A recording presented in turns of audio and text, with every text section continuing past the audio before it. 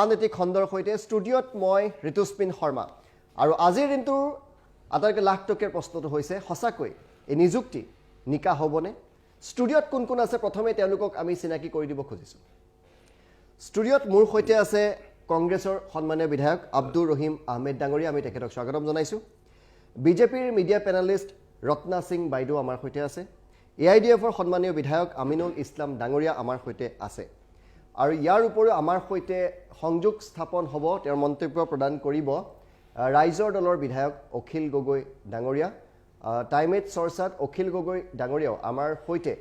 কিছু সময় পিছতে তেওঁ সংযোগ স্থাপন কৰিব আমি পুনৰ ষ্টুডিঅ'লৈ উভতি আহিছোঁ আৰু আটাইতকৈ ডাঙৰ চৰ্চাৰ বিষয়টো আজি আমি টাইমেট চৰ্চাত বাছি লৈছোঁ সেয়া হৈছে যে সঁচাকৈ এই ২৬,০০০ যি নিযুক্তি হ'বলৈ গৈ আছে সেয়া নিযুক্তি প্ৰক্ৰিয়া সঁচাকৈ নিকা স্বচ্ছ হ'বনে প্ৰথমে মই আৰম্ভ কৰিব বিচাৰিছোঁ আমিনুল ইছলাম ডাঙৰীয়াৰ পৰা আমিনুল ইছলাম ডাঙৰীয়া আপোনাৰ কি মনে হৈছে আজি বিধানসভাটো ইয়াক লৈ যথেষ্ট বিতৰ্ক হৈছে যোনে অভিযোগ দিবলৈ গৈছিলে তেওঁ জেলত সোমাইছে পুনৰ জানো কোনোবাই অভিযোগ দিবলৈ সাহস কৰিব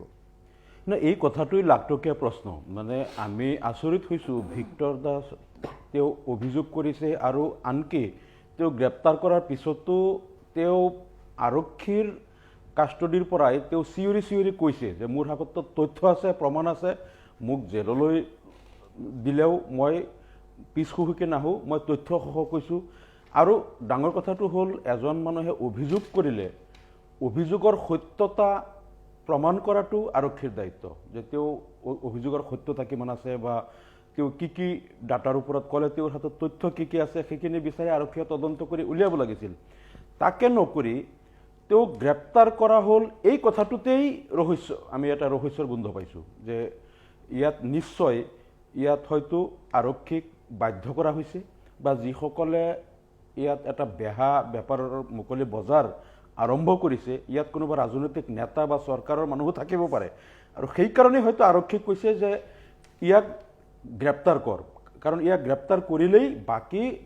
তেওঁলোকে যিমান এইটো মাৰ্কেট আৰম্ভ কৰিছে সেই মাৰ্কেটত বাকী কোনেও মুখ খুলিবলৈ সাহস নকৰিব এইটো আমাৰ সন্দেহ হৈছে নহ'লে তেওঁ গ্ৰেপ্তাৰ নকৰি আৰক্ষীয়ে তদন্ত কৰি যদি দেখিলেহেঁতেন তেওঁ এটা ভুৱা অভিযোগ দিছে তেওঁৰ যিখিনি তথ্য প্ৰমাণ তেওঁৰ লগত আছে আৰক্ষীয়ে তদন্ত কৰি পালে যে এটাও তেওঁৰ অভিযোগৰ সত্যতা নাই বা কোনো প্ৰমাণ পোৱা নাই তাৰপিছত তেওঁ মানে তেওঁৰ বিৰুদ্ধে যদি কিবা গোচৰ ৰুজু হয় বা কিবা হয় এইটো বেলেগ কথা আছিলে কিন্তু অভিযোগ কৰাৰ লগে লগে তেওঁ গ্ৰেপ্তাৰ কৰাটো ইয়াতে আমি বুজি পাইছোঁ ডালমিকুচ কালাহে আৰু ইয়াত কিবা হৈ আছে যাৰ কাৰণে এই তেওঁক গ্ৰেপ্তাৰ কৰি বাকী কোনেও যাতে অভিযোগ কৰিব নোৱাৰে সকলোৰে মুখ বন্ধ কৰাৰ কাৰণে এটা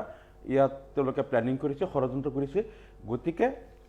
ইয়াত লগে লগে আমাৰ সন্দেহ হ'ল যে সঁচাকেই স্বচ্ছ আৰু নিকাভাৱে এই বাছনি প্ৰক্ৰিয়াটো সম্পন্ন হ'ব নেকি ইয়াৰ আগতেও আমি দেখিছিলোঁ যে ইয়াতে গণেশগুৰি এখন হোটেলত এবাৰ ইণ্টাৰভিউ সেইটো লৈ কিমান কিবা কিবি হ'ল আজিও 7টা দালাল গ্ৰেপ্তাৰ হৈছে আজিও গ্ৰেপ্তাৰ হৈছে 7টা দালাল গতিকে ইয়াত যে কিবা দালাল চক্ৰ আছে এই কথাটো কিন্তু চৰকাৰে অস্বীকাৰ কৰিব নোৱাৰিব আনকি ভিক্টৰ দাসে সেই কথাটোৱে কৈছিল যে মই কোনো চৰকাৰক বা কাকো মই মন্ত্ৰীক কাকো দোষাৰোপ কৰা নাই মই এটা দালাল চক্ৰই যে পইচা লৈ আছে সেই কথাটোৱে কৈ আছিলোঁ আৰু সেইখিনি তথ্য মোৰ লগত আছে মই দেখুৱাই দিব পাৰিম আৰক্ষীয়ে মোৰ লগত সহযোগ কৰক বা মই সহযোগ কৰিবলৈ প্ৰস্তুত আছোঁ তেওঁলোকক আৰু আজি যিহেতু 7টাকৈ দালাল গ্ৰেপ্তাৰ হ'ল তাৰমানে ভিক্টৰ দাসৰ কথাটো সত্য প্ৰমাণিত হ'ল গতিকে তেওঁক গ্ৰেপ্তাৰ এতিয়া প্ৰশ্নটো হয় যদি আজিও 7জনকৈ দালাল গ্ৰেপ্তাৰ হৈছে তেনেহ'লে ভিক্টৰ দাসক কিয় গ্ৰেপ্তাৰ কৰা হ'ল তেওঁতো সঁচা কথাই কৈছিল দালাল চক্ৰই এনেকৈ পইচা সংগ্ৰহ কৰি আছে গতিকে এই সম্পূৰ্ণ কথাত আমি এই কথাটো বুজি পাইছোঁ হয়তো উচ্চস্তৰীয় বিষয়া বা অন্য ইয়াত হয়তো ৰৌবৰালি জড়িত আছে যাৰ কাৰণে ভিক্টৰ দাসক এনেকৈ গ্ৰেপ্তাৰ কৰি আব্দুৰ ৰহিম আহমেদ ডাঙৰীয়াৰ কাষলৈ আহিছোঁ এটা প্ৰশ্ন সকলো ৰাইজৰ মনত এইটো উদ্ভৱ হৈছে ইতিমধ্যে বিভিন্নজনে কমেণ্টো দিছে যে কোনোবাই যদি এটা অভিযোগ আনে তাৰ তদন্তৰ দায়িত্ব কিন্তু আচলতে অসম আৰক্ষীৰ অভিযোগ দিছে তেওঁ প্ৰমাণ তেওঁৱেই দিব লাগিব আৰু ভৱিষ্যতে কোনোবাই কেনেকৈ সাহস কৰিব যে মই দুৰ্নীতিৰ বিৰুদ্ধে মাত মাতিম যদি গুচৰীয়াকৈ এই ধৰণে গ্ৰেপ্তাৰ কৰে আৰু জানিব পৰা মতে তেওঁ সাম্প্ৰদায়িক সংঘৰ্ষ সৃষ্টিৰ গোচৰ জাপি দিয়া হৈছে নাই চাওক এই গোটেই বিষয়টো আজি অভিযোগকাৰীক যিধৰণে গ্ৰেপ্তাৰ কৰি বলপূৰ্বকভাৱে তেওঁকেই যি দমন কৰাৰ এটা কৌশল চৰকাৰে ল'লে ইয়াৰ দ্বাৰাই প্ৰমাণ হয় কাৰণ আজি আপুনি অলপ আগতে ক'লে 7জন কৰি দালাল আজি গ্ৰেপ্তাৰ হৈছে আজি উকা বহি জমা দিয়াৰ কথাটো মঙলদৈৰ পৰা আমাৰ কি কয় উত্তৰা কলিতা হিমান্ত কলিতা নামৰ ছোৱালী এজনীয়ে কৈছে গতিকে এনেকুৱা ধৰণৰ অভিযোগৰ পিছত অভিযোগ উত্থাপিত হৈ আহি আছে আজি বহুতেই কৈ আছে এই কথাবিলাক আজি চৰকাৰে এই বিষয়টো এটা অভিযোগ অহাৰ লগে লগে চৰকাৰৰ প্ৰাথমিক দায়িত্ব আছিল বিষয়টো গুৰুত্ব সহকাৰে লৈ চৰকাৰৰ ফালৰ পৰা পুলিচ প্ৰশাসনৰ ফালৰ পৰা বিষয়টো তদন্ত কৰাৰ সেইটো নকৰি তেওঁক সাম্প্ৰদায়িক সংঘৰ্ষ লগোৱাৰ এনেকুৱা ধৰণৰ অভিযোগ জাপি দি তেওঁকেই আজি জেলত প্ৰেৰণ কৰাৰ যিটো এটা কৌশল কৰিলে মানে বলপূৰ্বকভাৱে এনকাউণ্টাৰ কৰি যি ধৰণে এটা পৰিৱেশ সৃষ্টি কৰিছিলে আজি এই গোটেই বিষয়টোৰ পৰা ৰাইজৰ ধ্যানটো আঁতৰাবলৈ যি এটা কৌশল হিচাপে চৰকাৰে ল'লে গতিকে ইয়াৰ দ্বাৰা সন্দেহটো আৰু বেছি ঘনীভূতহে হৈছে গতিকে এটা কথা ক'ব খুজিছোঁ চাওক যে তেওঁলোকে কৈছিলে মুখ্যমন্ত্ৰী ডাঙৰীয়াই নিৰ্বাচনী সভাত কৈছিলে তেতিয়া যে 23 লাখ নিবনুৱাক সংস্থাপনৰ ব্যৱস্থা কৰিব আমিও জানো যে 23 লাখ নিবনুৱাক দিম বুলি চৰকাৰী চাকৰি দিব নোৱাৰে বিভিন্ন উদ্যোগিক ক্ষেত্ৰত বা বিভিন্ন কৃষি কৰ্মত বিভিন্ন NGO বা বিভিন্ন সেলফ হেল্প গ্ৰুপৰ মাধ্যমেদি সংস্থাপনৰ এটা ব্যৱস্থা কৰিব গতিকে সেই কথাটো আমি দেখা নাপালোঁ 1 লাখ চাকৰি গণি দিম বুলি এবছৰত তেওঁ বাৰম্বাৰ কৈ আহিছিলে গতিকে আজি 26,000 চাকৰি দিয়াৰ নামতে যি ধৰণৰ আজি প্ৰথম অৱস্থাতেই যি ধৰণৰ অভিযোগ আহিলে আৰু এই অভিযোগৰ তেওঁলোকে এটা উপযুক্ত তদন্ত নকৰি আজি তেওঁলোকৰ হট হাওক আছিলে আজি এটা হাইকোৰ্টৰ মইতো এতিয়াতো আমি ডিমাণ্ড কৰিম যে হাইকোৰ্টৰ সিটিং জাজৰ দ্বাৰা এই গোটেই বিষয়টো তদন্ত হওক গতিকে 100% আমাৰ এতিয়া সন্দেহ আহিছে কাৰণ চৰকাৰে এই সন্দেহৰ ভাৱটো তেওঁলোকৰ নিজৰ এক্টিভিটিৰ দ্বাৰা প্ৰমাণ কৰি দিলে কাৰণ সাধাৰণতে অভিযোগকাৰী এজনক কৰায়ত্ব কৰিব লাগিব তেওঁৰ ওপৰত একেবাৰে সাম্প্ৰদায়িক সংঘৰ্ষ লগোৱাৰ অভিযোগ জাপি দিব লাগিব এইটো কি ধৰণৰ চৰকাৰৰ এটা প্ৰৱণতা দেখুৱালে তাত আমি এই বিষয়টো লৈয়ে আমাৰ বেছি সন্দেহ ঘনীভূত হৈছে আমি ৰত্না সিং বাইদেউৰ কাষলৈ যাম কিন্তু অখিল গগৈ ডাঙৰীয়া আমাৰ সৈতে সংযোগ স্থাপন কৰিছে ৰাইজৰ দলৰ সভাপতি আৰু বিধায়ক তেখেতৰ মন্তব্য আছে এই সমস্ত বিষয়টোৰ ওপৰত তেওঁ কেতবোৰ মন্তব্য কৰিছে আমি সিংগুল ইণ্ডৰ সেই মন্তব্য শুনাবলৈ চেষ্টা কৰিম অখিল গগৈ ডাঙৰীয়াৰ আচলতে কথাটো একেবাৰে সত্য যে ভিক্টৰ দাসেনো আচলতে কি কৰিছিলে চাওকচোন ভিক্টৰ দাসে টুইটাৰত প্ৰশ্ন কৰিছিলে যে মই এনেকুৱা এটা খবৰ পাইছোঁ এই কথাটোক লৈ এটা তদন্ত হ'ব লাগে কিন্তু আচৰিত কথা যে অসম পুলিচ আৰু অসম চৰকাৰে এনেকুৱা কৰিলে ভিক্টৰ দাসে কৈছিলে একচুৱেলি কি বুলি ঐ মন্দিৰত কোন আছে তো ইফালৰ পৰা মানে অসম চৰকাৰে এনেকুৱা কৰিছে যে নাই কল খোৱা নাই মই কল খোৱা নাই কথাটো তেনেকুৱা হোৱা নাই নে বাৰু ভিক্টৰ দাসে যি সময়ত কেৱল প্ৰশ্নটো উত্থাপন কৰিছিলে সেই প্ৰশ্নটো যদি আচলতে ফল্ছ আছিলে তেওঁৰ অভিযোগটো যদি আচলতে ভুল আছিলে তেতিয়াহ'লে তেওঁৰ ভুল তথ্য দিয়া বুলি ভুল অভিযোগ দিয়া বুলি তেওঁৰ ওপৰত গোচৰ হ'ব পাৰিলেহেঁতেন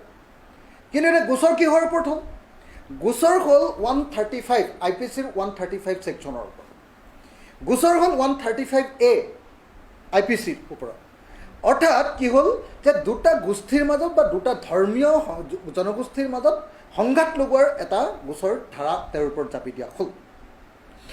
তো ৰাইটিঙৰ ধাৰা তেওঁৰ ওপৰত জাপি দিয়া হ'ল তেওঁৰ ওপৰত এক্সটৰ্চনৰ ধাৰা জাপি দিয়া হ'ল আৰু এনেকৈ এই গোটেই গোচৰটো তেওঁ এনেকুৱা মানে ৰাষ্ট্ৰদ্ৰোহীৰ নিচিনা দেশদ্ৰোহীৰ নিচিনা কিছুমান গোচৰ জাপি দিয়া হ'ল তেওঁৰ ওপৰত এই গোটেই কথাটোৱে প্ৰমাণ কৰিছে যে চৰকাৰখনে কিবা এটা কাৰণত খুব সাংঘাতিক ধৰণে ভয় খাইছে আৰু চৰকাৰখনে মানে অকল এই ভিক্টৰ দাসৰ ওপৰত গোচৰ লগাই মানে গোটেই অসমৰ মানুহবিলাক যি প্ৰতিবাদ কৰিব খোজে যি ক'ব খোজে যি নিযুক্তি সম্পৰ্কে প্ৰশ্ন উত্থাপন কৰিব খোজে যি প্ৰত্যাহ্বান জনাব খোজে যি নিযুক্তিৰ স্বচ্ছতাক লৈ আচলতে আঙুলি টোৱাব খোজে তেওঁলোকক কৈ দিব খুজিছে যে তোমালোকে আঙুলি নুটুৱাবা তোমালোকে যদি আঙুলি টোৱা তেতিয়াহ'লে তোমালোকক জেলত দিয়া হ'ব আৰু এনেকুৱা ধৰণে জেলত দিয়া হ'ব এনেকুৱা ধৰণৰ ধাৰা দিয়া হ'ব যে তোমালোকে আৰু ওলাই আহিব নোৱাৰিবা সহজতে অখিল গগৈক যেনেকৈ ভৰাই থোৱা হৈছিলে তেনেকুৱা ধৰণৰ ধাৰাৰ ধৰ দি তোমালোকক এনেকৈ গ্ৰেপ্তাৰ কৰা হ'ব গতিকে এই গোটেই কথাটোৱে প্ৰমাণ কৰিছে যে আজিৰ দিনটোত 1 নম্বৰ কথাটো হ'ল যে অসমৰ নিযুক্তি সম্পৰ্কে নিযুক্তিৰ স্বচ্ছতা সম্পৰ্কে যি প্ৰশ্ন উত্থাপন হৈছে সেই প্ৰশ্নক লুকুৱাব খোজা হৈছে। দ্বিতীয় কথাটো হ'ল যে এই কথাটো প্ৰতিপন্ন কৰিব খোজা হৈছে যে বিজেপি চৰকাৰৰ দিনত প্ৰশ্ন উত্থাপন নোৱাৰে। বিজেপিয়ে যি কৈছে তাৰ ওপৰত প্ৰশ্ন উত্থাপন কৰাটো মানা আছে। অৰ্থাৎ ৰজাই যেতিয়া কিবা এটা সিদ্ধান্ত লয় তাৰ ওপৰত যেনেকৈ কোনেও প্ৰশ্ন কৰিব নোৱাৰে, ৰাজতন্ত্ৰত সেইটো সকলোৱে মানি ল'বলৈ বাধ্য। গণতন্ত্ৰত কিন্তু নহয়, গণতন্ত্ৰত বিভিন্ন ঠাইৰ পৰা প্ৰশ্ন উত্থাপন কৰিব পাৰে। কিন্তু আমাৰ দেশত এতিয়া গণতন্ত্ৰক ধ্বংস কৰি আমাৰ বিজেপি চৰকাৰখনে, হিটলাৰৰ চৰকাৰখনে কি কৰিব খুজিছে যে এতিয়া গণতান্ত্ৰিক ব্যৱস্থাটোৰ ওপৰত ভাবুকি আনিব খুজিছে। আমাৰ বাক স্বাধীনতাৰ ওপৰত আৰ্টিকল 19ৰ ওপৰত তেওঁলোকে আক্ৰমণ কৰিব খুজিছে। আৰ্টিকল 20ৰ ওপৰত অৰ্থাৎ জীয়াই থকাৰ অধিকাৰ তাৰ ওপৰত তেওঁলোকে আক্ৰমণ নমাই আনিছে। আৰু এনেকৈ আমি দেখিবলৈ পাইছোঁ যে বিজেপি চৰকাৰে নিযুক্তি সম্পৰ্কে যি প্ৰশ্ন উত্থাপন হৈছে, স্বচ্ছতা সম্পৰ্কে যি প্ৰশ্ন উত্থাপন হৈছে বা দুৰ্নীতি হৈছে নেকি বুলি যিবিলাক প্ৰশ্ন উত্থাপন হৈছে তাক গাৰ বলেৰে তেওঁলোকে বন্ধ কৰি দিবলৈ চেষ্টা কৰিছে। আৰু আটাইতকৈ ডাঙৰ কথা যে অসম পুলিচটো যে কি হৈ গ'ল ভাবি আচৰিত লাগে। অসম পুলিচটোতো মৰি যোৱাৰ নিচিনা এটা ডিপাৰ্টমেণ্ট হৈ গ'ল। অসমৰ মুখ্যমন্ত্ৰীয়ে যি কয় তাকেই এতিয়া মানিলে অসম পুলিচে। তেওঁলোকে কি দায়িত্ব পালন কৰিছে, অসম পুলিচৰ দায়িত্ব কি হ'ব লাগিছিলে, আৰু এতিয়া ধামাধাৰা হয় আমি বিজেপিৰ প্ৰতিনিধি আমাৰ মাজত আছে ৰত্না সিং বাইদেউ, আমি তেখেতৰ কাষলৈ গৈছোঁ। ইতিমধ্যে আপোনালোকৰ ওপৰত আচলতে এই মুহূৰ্তত অভিযোগৰ বৰষুণ পৰিছে, আপুনি প্ৰত্যুত্তৰ কি দিব? নমস্কাৰ, সকলোৰে শুনিলোঁ। মই ক'ব বিচাৰিছিলোঁ যে ভিক্টৰ দাস যেতিয়া এৰেষ্ট হৈছিলে, তেওঁ শুকুৰবাৰে এৰেষ্ট হৈছিলে আৰু CGM কোৰ্টত তেওঁক প্ৰডিউচ কৰা হৈছিলে। ঠিক আছে, পুলিচে এৰেষ্ট কৰিলে, কোৰ্টত প্ৰডিউচ কৰা হ'ল। কোৰ্টত যেতিয়া CGM কোৰ্টত প্ৰডিউচ কৰা হৈছে আৰু মই গম পাইছোঁ যে ভিক্টৰ দাসৰ যিজন উকিল আছিলে, নাম নকওঁ, ডাঙৰ বিখ্যাত উকিল তেওঁ লৈছিলে, এৰেঞ্জ কৰিছিলে। আজি CGM কোৰ্ট যদি তেওঁক মিছাকৈ এৰেষ্ট কৰা হৈছিলে বা আনলফুল হৈছিলে, যিয়ে হওক, যিমান আমাৰ অপনেণ্টছবোৰে কৈ আছে, যদি গোটেইখিনি প্ৰেজেণ্ট আছিলে তেনেহ'লে CGM কোৰ্টেতো তেওঁক বেল দিলেহেঁতেন বা তেওঁক ৰিলিজ কৰি দিলেহেঁতেন। কিন্তু কথাটো হ'ল পুলিচৰ হাতত ইমান তথ্য আছিলে, মেটেৰিয়েল এভিডেঞ্চ আছিলে যে CGM কোৰ্টে ভাবিলে যে তেওঁক আমি এতিয়া পুলিচ কাষ্টাডিত দি আজি আৰু মানে খুদা পোছাখিনি হ'বলৈ, ভাল ইনভেষ্টিগেশ্যন এটা হ'ব লাগে, তদন্ত হ'ব লাগে আৰু বস্তুখিনি ক্লিয়াৰ হ'ব লাগে। নম্বৰ 1। নম্বৰ 2, যেতিয়া ভুল আছিলে তেতিয়া CGM কোৰ্টে ৰিলিজ কৰি দিলেহেঁতেন, কিন্তু একোৱে নহ'ল। আৰু এইটো নহয় যে ভিক্টৰ দাসৰ কোনো লয়াৰ নাছিলে, ভাল বিখ্যাত লয়াৰ তেওঁৰ হাতত আছিলে। চ' CGM কোৰ্টত আগত ক'ব লাগিছিলে, তেওঁলোকে CGM কোৰ্টটো চাব লাগিছিলে বস্তুখিনি যে ঠিক আছে তেওঁ ৰিলিজ হৈ যাওক, কিন্তু মেটেৰিয়েল এভিডেঞ্চ আছিলে, সেইকাৰণে তেওঁক পুলিচ কাষ্টাডিত লোৱা হ'ল। ছেকেণ্ডলি, শুকুৰবাৰৰ কথা, শনিবাৰ গ'ল, ছানডে গ'ল, আজি সোমবাৰ। আজি তেওঁলোকৰ উকিলে হাইকোৰ্ট যাব লাগিছিলে আগেইনষ্ট দি অৰ্ডাৰ অফ CGM কোৰ্ট, কিন্তু গৈছেনে নাই মই নাজানো ইতিমধ্যে। লগতে থাৰ্ড পইণ্ট আৰু আনিব বিচাৰিছোঁ যে ডেম'ক্ৰেচিত বিজেপিয়ে যিমান সংৰক্ষণ কৰিছে কোনোবা কৰিছেনে? আজিতো মই ক'বলৈ 70 yearsৰ কথা ক'বই নাযাওঁ। আমি ৰিফ্লেক্ট কৰোঁ, যদি পেজেছবোৰ টাৰ্ণ কৰোঁ তেনেহ'লে পাম যে কিমান কত ডেম'ক্ৰেচিৰ হানি আৰু ডেম'ক্ৰেচি মৰ্যাদা শেষ কোনে চৰকাৰে কৰিছে সেইখিনি মই ক'ব নাযাওঁ। কিন্তু কথাটো হ'ল আজি আমাৰ ভিক্টৰ দাসৰ যিটো কথা উঠিছে, আজি আপুনি কথা কওক, সঁচা কথা ক'ব লাগিব। Freedom of speech and expression, article 19, fundamental rights, everything is there, প্ৰত্যেক বস্তু আছে। কিন্তু আপোনাৰ এক্সপ্ৰেছনছ, আপোনাৰ ইউজ, আপুনি কেনেকৈ আপুনি তাক ব্যৱহাৰ কৰিছে সেইটো ইম্পৰ্টেণ্ট হয়। আজি 8 লাখ ষ্টুডেণ্টছ বহিছে, তেওঁলোকৰ মনত কেনেকুৱা ভেজাল এটা ডাঙৰ মানে প্ৰব্লেম সোমাই যাব, ভাবিব পাৰিব, ডিপ্ৰেশ্যনত আহি যাব, টেনশ্যন হ'ব যে আমি ইমান মেহনত কৰি, আমি ইমান কষ্ট কৰি পৰীক্ষা দিছোঁ আৰু তাতে ইমান ডাঙৰ দলাল চক্ৰ সোমাইছে, হৈছেনে নাই? আৰু তাতে সোধা পোছা কৰা হৈছিলে যে আপুনি নামটো কওক, নামটো কোনোবা গাড়ীৰ নম্বৰ কৈছে, গাড়ীৰ নম্বৰ সোধোতে কিবা বেলেগ কৈছে। আৰু তেওঁ যাই থাকোঁতে কিবা বেলেগ কেছ, এটা এয়াৰপৰ্টৰ লেডিগৰাকী উঠিছিলে 4 লাখ টকা লৈ মেলি, দুজনৰ কিবা ইছ্যু আছিলে, সেইখিনি তেওঁ মেকিং কৰি কথাখিনি কৈছে, কিন্তু কোনো বস্তুক তেওঁ প্ৰমাণ দিব নোৱাৰিলে। এটা পুলিচ কাষ্টাডিত আছে, ইনভেষ্টিগেশ্যন হৈছে, যদি আনলফুল হয় হাইকোৰ্ট যাওক, আপোনালোক বেল লওক, ৰিলিজ লওক। থাৰ্ডলি পইণ্ট হৈছে, আজি গধূলি মই এটা ভিডিঅ' চাইছোঁ, নিউজত চাইছোঁ যে ভিক্টৰ দাস তেওঁ টেট শিক্ষক হয়, তেওঁ কোনোবা প্ৰাইমেৰী স্কুল, নাম পাহৰি আছোঁ, সেই প্ৰাইমেৰী স্কুলত তাতে তেওঁ কাৰ্যৰত হয়, তেওঁ কাম কৰি আছে। আৰু তাতে ষ্টুডেণ্টছ, তেওঁ তাতে টিচাৰ যিগৰাকী হেডমিষ্ট্ৰেছ, তেওঁ কৈছে যে তেওঁ ৰেগুলাৰো স্কুলত নাহে। আৰু ফ'ৰ্থ পইণ্ট এইটো যে তাৰে যিটো ক্লাছত তেওঁ পঢ়াই থাকে তাতে ষ্টুডেণ্টছবোৰে কৈছে যে ছাৰৰ তাত 2টা মোবাইল থাকে, এটা মোবাইলেদি তেওঁতো ইউজ কৰে বেলেগ কথা, আৰু এটা মোবাইলেদি তেওঁ কণ্টিনিউৱাছ তেওঁ অনলাইন ক্লাছ কৰি থাকে, কিবা কোচিং চেণ্টাৰ চলাই আছে, সেই অনলাইন ক্লাছটো বাচ্চাবোৰক পঢ়াই থাকোঁতে ইউজ কৰে। চ' ডাঙৰ কথা, আজি ছাৰ্ভিচৰ কিবা ৰুলছ ৰেগুলেশ্যনছ থাকে যে আমি যেতিয়া গভৰ্ণমেণ্ট জবত থাকোঁ বা টিচিঙত থাকোঁ, আমি কোচিং খুলিব পাৰোঁ নে নাই সেইখিনি লয় চাব। কিন্তু কথাটো হ'ল তেওঁ টেট শিক্ষক হয়, টিচাৰ হয়, নিজৰ কামত কমকৈ যায় যেতিয়া যায় দুটা মোবাইলেদি এটা ফোন এটা দি তেওঁ অনলাইন ক্লাছেছবোৰ কৰি থাকে আৰু যেতিয়া ষ্টুডেণ্টছে সোধে বা আনক তেওঁ কয় যে কিছুমান স্পেলিং চাই তেওঁ কিছুমান শব্দাৰ্থ চাই তেওঁ কিবা মিনিংবোৰ চাই কিন্তু তেওঁ ইতিমধ্যে অনলাইন ক্লাছ কৰি থাকে চ' 4টা পইণ্ট আমি ভিক্টৰ দাসৰ বিৰুদ্ধে পাইছোঁ আৰু কথাটো হ'ল আপোনালোক বহুত দীঘল কথা কৈছে যে বিজেপি কাকো মুখ মেলিব দিব নোৱাৰে মইতো কথা ক'লোৱে যে বিজেপিৰ শাসনত যিমান ডেমক্ৰেসি ভাইব্ৰেণ্ট হৈছে কাৰণ বিজেপিয়ে সকলোকে সন্মান একমত অধিকাৰ দিছে যে আপোনালোক কথাখিনি কৈ থাকক কিন্তু তাৰ মানে এইটো নহয় যে আপোনালোক ভুল কথা ক'ব সংবিধানৰ মৰ্যাদাত থাকি মেলি আমি কামখিনি কৰিব লাগিব আমাৰ এক্সপ্ৰেছন কৰিব লাগিব আমাৰ স্পীচ এণ্ড এক্সপ্ৰেছনছ আমাৰ একশ্যনছ সংবিধানৰ ভিতৰত হ'ব লাগিব আৰু ইয়াতে তদন্ত হ'ব সবখিনি বস্তু ক্লিয়াৰ হ'ব আৰু সাব জুডিস ম্যাটাৰ এতিয়াতো সাব জুডিস ম্যাটাৰ হৈছে আৰু যদি মেটেৰিয়েল নাথাকিলেহেঁতেন এভিডেন্স নাথাকিলেহেঁতেন একোৱে নাই তেনেহ'লে তাতে শুকুৰবাৰে তেওঁ CGM কোৰ্টৰ পৰা ৰিলিজ পালেহেঁতেন কিন্তু সামথিং ইজ দেয়াৰ কিবাটো আছে ফিচিটো আছে আৰু এটা কথা ক'ব বিচাৰিছোঁ যে 7জন দলাল যিটো ধৰা পৰিছে এই পৰীক্ষাৰ লগত কোনো সম্বন্ধ নহয় তেওঁলোকৰ ৱাটাৰ ৰিসোৰ্সৰ কিবা পৰীক্ষাৰ কাৰণে তেওঁলোকে ধৰা পৰিছে আৰু তদন্ত চলি আছে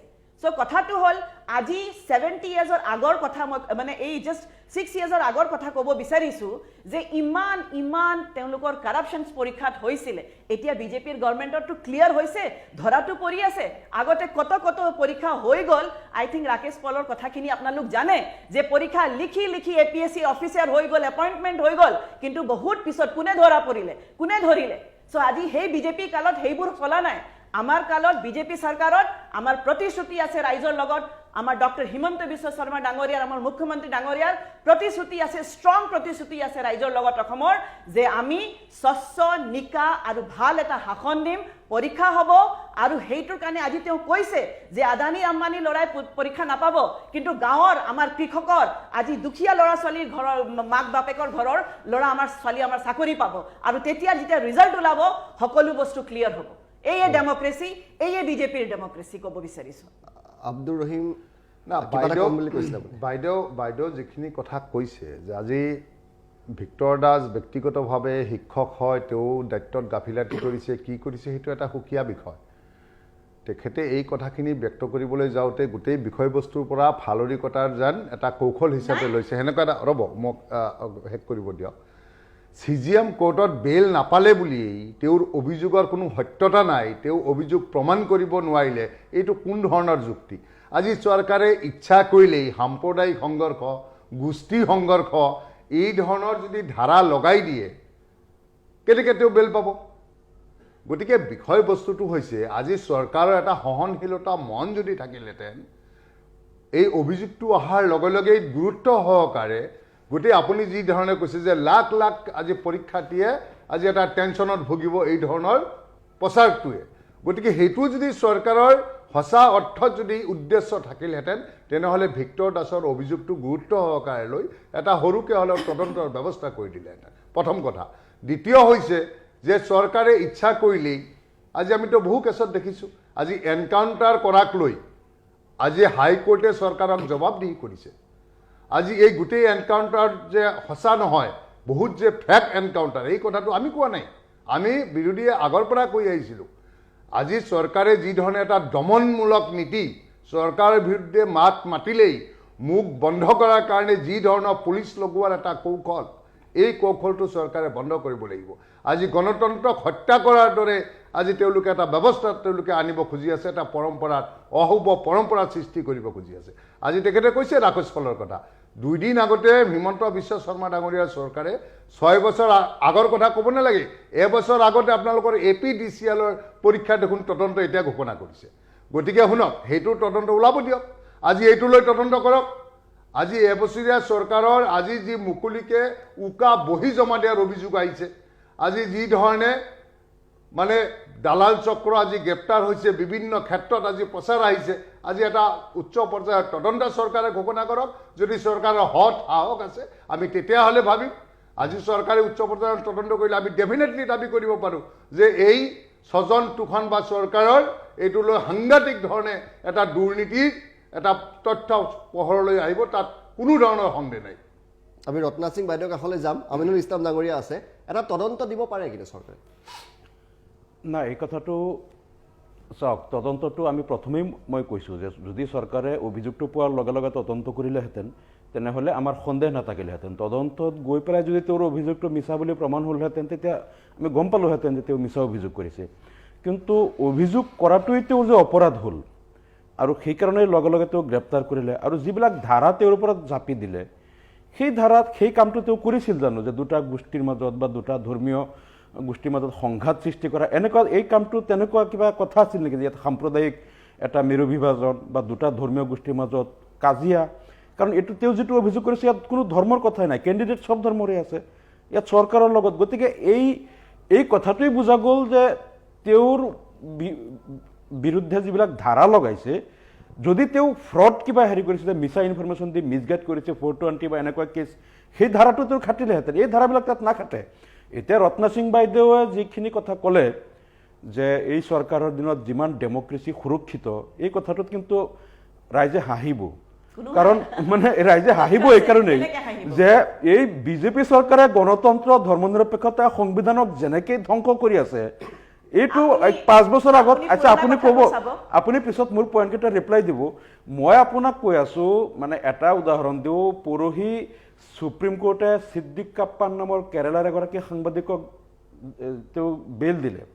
আৰু তেওঁ 2 বছৰ আগতে 23 মাহ তেওঁ কাৰাবাস 23 মাহ খাটিলে। তেওঁৰ অপৰাধ কি আছিলে? সেই হাথৰছত যিগৰাকী দলিত সম্প্ৰদায়ৰ ছোৱালীক ৰেপ হৈছিলে ৰাতি আৰক্ষীয়ে পষ্টমৰ্টেম কৰি মনে মনে অন্ধকাৰত নি ডেড বডি জ্বলাই দিছিল, পৰিয়ালক গতাই দিয়া নাই, পৰিয়ালৰ কাকো খবৰ দিয়া নাই। মানে এইটো ঘটনাটোক গাপ দিবলৈ যিটো কাণ্ড কৰিছিল সেইটো লৈ এটা সমগ্ৰ ভাৰতত তোলপাৰ হৈছিল। ছিদ্দিক কাপ্পান আৰু 4গৰাকী সাংবাদিক গৈ আছিল সেই পীড়িতাৰ ঘৰত খবৰ ল'বলৈ। লগে লগে আৰক্ষীয়ে এৰেষ্ট কৰি UAPA ধাৰা আৰু কিবা কিবি দেশ বিৰোধী ধাৰা লগাই তেওঁক দিলে। 23 মাহ পিছত এই কেইদিনমান আগতে হেৰি পালে। তিষ্টা চিতলবাদ বা এনেধৰণৰ যিবিলাক মানৱাধিকাৰ কৰ্মী যিমান আছে সঞ্জয় ভাটৰ নিচিনা সৎ IPS বিষয়া মানে এই চৰকাৰৰ দিনত যোনেই মুখ খোলে যোনেই ন্যায়ৰ পক্ষে যুদ্ধ কৰে যেনেকেই তেওঁলোকক মানে মিছা অভিযোগেৰে যেনেকৈ তেওঁলোকক গ্ৰেপ্তাৰ কৰি বা যি ধৰণে হাৰাশাস্তি কৰে ভাৰতত 5-10 বছৰ আগত মানুহে কল্পনা কৰিব পৰা নাছিল যে এনেদৰে মানে নিৰপেক্ষ মানৱাধিকাৰ কৰ্মী বা নিৰপেক্ষ সাংবাদিক বা তেওঁলোকক এনেদৰে সত্য কথা ক'লে তেওঁলোকে এনে নিৰ্যাতনৰ বলি হ'ব লাগিব কল্পনা কৰিব পৰা নাছিল। গতিকে এই কথাটো অন্তত নক'ব। মই বাইদেউক ক'ম যে বিজেপিৰ দিনত ডেমক্ৰেচি সুৰক্ষিত এই কথাটো নক'ব। আজি চাওক মানে সমগ্ৰ ভাৰতত যিমান জেইলত কেইদিনমান আগতে যিটো হ'ল বিলকিছ বানুৰ যিসকল ধৰ্ষণকাৰী আৰু একেটা পৰিয়ালৰ 7গৰাকী লোকক হত্যা কৰাৰ অভিযোগত অভিযুক্তসকলক এই চৰকাৰে তেওঁলোকে আজাদী কা অমৃত মহোৎসৱ উপলক্ষে মুক্তি দি তেওঁলোকক আকৌ মিঠাই ফুলৰ মালা দি সম্ভাষণ জনালে। মানে আৰু এই চৰকাৰত আপোনালোকে উন্নাও কাণ্ডত এগৰাকী বিজেপিৰ বিধায়ক কুলদীপ সিং সেংগাৰে এগৰাকী যুৱতীক ধৰ্ষণ কৰাৰ পিছত যেতিয়া এই যুৱতীৰ পিতৃয়ে থানাত গোচৰ দিব গৈছিল থানাত পুলিচে আৰক্ষীয়ে এনেকেই মাৰিছিল এই লোকজনৰ মৃত্যু হৈ গ'ল। থানাত গোচৰ দিব যোৱাৰ কাৰণে পিটি মাৰি পেলালে। তেওঁৰ পৰিয়ালৰ 5জন লোকক এক্সিডেণ্টৰ নামত বিভিন্ন তেওঁৰ উকিলৰ ওপৰতো আক্ৰমণ কৰা হ'ল। এই কুলদীপ সিং সেংগাৰক সুৰক্ষিত কৰাৰ কাৰণে তেওঁলোকে জাতীয় পতাকা গাত মেৰিয়াই লৈ তাত হেৰি কৰিলে। এই যে যিটো আসিফা নামৰ ছোৱালীজনীৰ ধৰ্ষণ যিটো জম্মুত হৈছিলে কঠুৱা জিলাত সেই আসিফাৰ ধৰ্ষণকাৰীসকলক ৰক্ষণাবেক্ষণ দিবলৈ বিজেপিৰ এগৰাকী মন্ত্ৰীও গৈছিল। সেই নেতাসকলে জাতীয় পতাকা তিৰংগা পতাকা গাত মেৰিয়াই লৈ তেওঁলোকে সমদল কৰিছিল এই ধৰ্ষণকাৰীৰ সমৰ্থনত। গতিকে ধৰ্ষণকাৰীৰ সমৰ্থনত ধৰ্ষণকাৰীসকলক ফুলৰ মালা পিন্ধোৱা মিঠাই খোৱা আৰু যিসকলে তাৰ প্ৰতিবাদ কৰে বা তাৰ বিৰুদ্ধে আৱাজ উঠায় তেওঁলোকক মিছা UAPA গোচৰ লগাই জেলত নিক্ষেপ কৰা এই কাণ্ডবিলাক কোনো দিন ভাৰতত নাছিল। বিজেপি চৰকাৰ অহাৰ পিছত এই কাণ্ডবিলাক হৈ আছে। গতিকে অন্ততঃ এই চৰকাৰৰ দিনত গণতন্ত্ৰ সুৰক্ষিত বা সংবিধান সুৰক্ষিত এই কথাবিলাক অন্ততঃ আপোনালোকে নক'ব। কাৰণ আমি দেখিছোঁ বৰ্তমান তেওঁলোকে এই যিটো গ্ৰুপে 2 বছৰ আগতে দিল্লী পাৰ্লিয়ামেণ্টৰ সন্মুখত সংবিধানৰ কপি জ্বলাইছিলে তেওঁলোকে আম্বেদকাৰ মুৰ্দাবাদ সংবিধান মুৰ্দাবাদ বুলি কপি জ্বলাইছিল তেওঁলোকক গ্ৰেপ্তাৰ কৰা নহ'ল।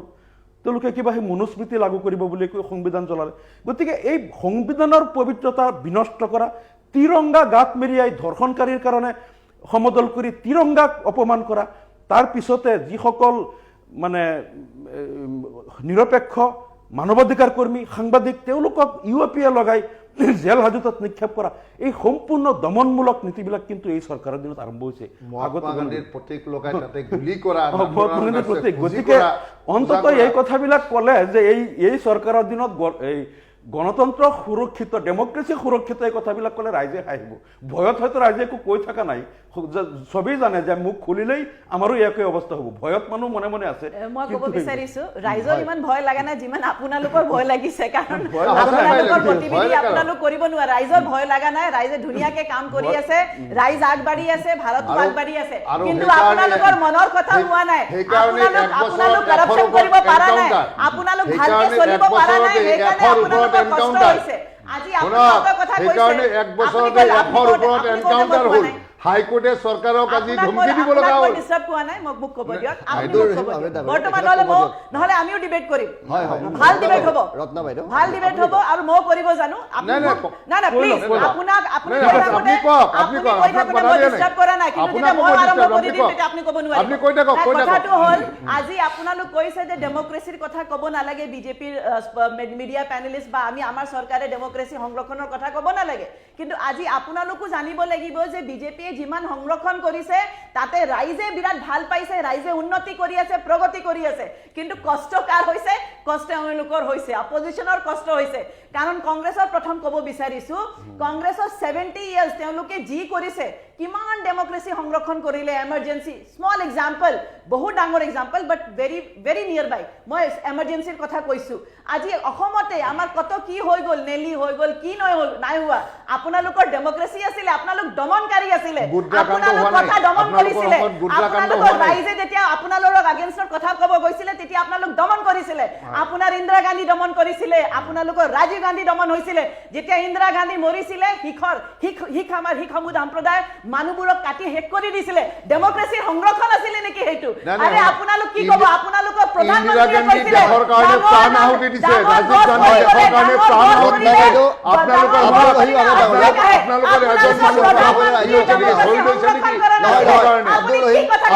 আহমেদ ডাঙৰীয়া দেশৰ কাৰণে প্ৰাণ আহুতি দিয়া মানুহক আপুনি উপলব্ধি নকৰিব আজি ইন্দিৰা গান্ধীৰ নাম নল'ব ৰাজীৱ গান্ধীৰ নাম আপোনালোকে নল'ব আপোনালোকৰ সেইখিনি অধিকাৰ নাই দেশৰ কাৰণে প্ৰাণ আহুতি দিছে কি কথা ক'ব আহিছে নহয় আজি ৰাজীৱ গান্ধী ইন্দিৰা গান্ধী দেশৰ কাৰণে প্ৰাণ আহুতি দিছে আপোনালোকে ইমান উপলব্ধ কথা নক'ব কংগ্ৰেছৰ ওপৰত আঙুলি দেখায় আজি বিজেপি 2014 পৰা আমি চৰকাৰত কিন্তু তাৰ আগত কংগ্ৰেছ আছিল কিন্তু এই যে মানুহবোৰ বহি থাকে বিধায়ক বহে তেওঁলোকৰ যিমান মানুহ আছে তেওঁলোকৰ কেতিয়াও কংগ্ৰেছৰ ওপৰত আঙুলি নেদেখায় কাৰণ ARDF আৰু আজি মানুহে কি খাব কি নাখাব কি পিন্ধিব কি নিপিন্ধিব সেই কথাখিনিলৈ মানুহ চিন্তা কৰিব লগা হৈছে আৰু আপুনি কৈ আছে ফেয়াৰৰ কথা আপুনি কৈ আছে গণতন্ত্ৰৰ কথা আপুনি হেক কৰি লওক আপুনি হেক কৰি লওক আপোনালোক ক্লাছ কৰিব লাগে আপুনি হেক কৰি লওক নেতা সংৰক্ষণ কৰা নাই আজি ঝাৰখণ্ডত আপোনালোকৰ এলায়েন্সৰ চৰকাৰ বহিছে তাতে হিন্দু ছোৱালীক পেট্ৰল দি জ্বলাই দিয়া গৈছে এইটো আপোনালোকৰ আখলাকৰ কথা পাহৰি গ'ল নেকি আপোনালোকে আখলাকৰ কথা পাহৰি গ'ল নেকি আজি ইউপিত কি হৈ আছে আজি ইউপিত কি ধৰণে পৰিৱৰ্তন চলি আছে আজি অসমত কি ধৰণে মাদ্ৰাসা ভাঙি আছে আপোনালোকে কি কথা ক'ব আহিছে এন্টি সোশ্যাল কথাবোৰ কৈ আছে আপুনি হেক কৰি লওক আপুনি হেক কৰি লওক আপুনি মোক মাতাতে ডিস্টাৰ্ব কিয় কৰি আছে ৰাহুল গান্ধীয়ে দেশ জোড়ো আন্দোলন চলাই আছে আৰু ইতিমধ্যে আপোনাৰ পূৰ্বক পাহৰি গৈছে পশ্চিমক পাহৰি গৈছে দিল্লী কন্যাকুমাৰী টু কাশ্মীৰ কৰিব কিন্তু উত্তৰক পাহৰি গ'ল পশ্চিমক পাহৰি গ'ল কিন্তু পূৰ্বক পাহৰি গ'ল যেনেকে নেহৰুজী পাহৰি গৈছিলে 1962 সময়ত আৰে দেশ জোড়ো আপোনালোকৰ টেষ্ট তোড়ো কংগ্ৰেছে সংৰক্ষণৰ কথা নকব কংগ্ৰেছে আপোনালোকে ইমান ভয় খাইছে কিয় আপোনালোকে ইমান ভয় খাইছে কিয় ভংগ কৰিছে ইমান ভয় খাইছে কিয় আপোনালোকে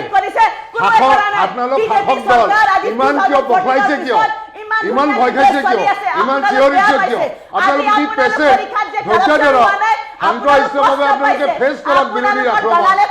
আপোনালোকে ইমান বকলাইছে কিয় ইমান ভয় কিয় খাইছে আপোনালোকৰ কষ্ট কিয় হৈছে জানে একো কষ্ট হোৱা নাই আমাৰ একো কষ্ট হোৱা নাই কোনে কৈছে আপোনাৰ কষ্ট কোন হিমন্ত বিশ্ব শৰ্মা আপোনালোকৰ কিহৰ বিজেপিয়ে গোটেই দেখোন কংগ্ৰেছৰ পৰা গৈ পেলাই বিজেপি চলাই আছে আপোনালোক কিহৰ আইডিঅলজিৰ কথা কয় আপোনালোক কিহৰ বিজেপিৰ কথা কয় গোটেই দেখোন কংগ্ৰেছৰ পৰা গৈয়ে বিজেপি চলাই আছে গোটেই কংগ্ৰেছৰ পৰা গৈয়ে দেখোন বিজেপি চলাই আছে আপোনালোকৰ পুৰণা বিজেপিৰ অস্তিত্ব ক'ত আপোনালোকৰ পুৰণা বিজেপিৰ অস্তিত্ব ক'ত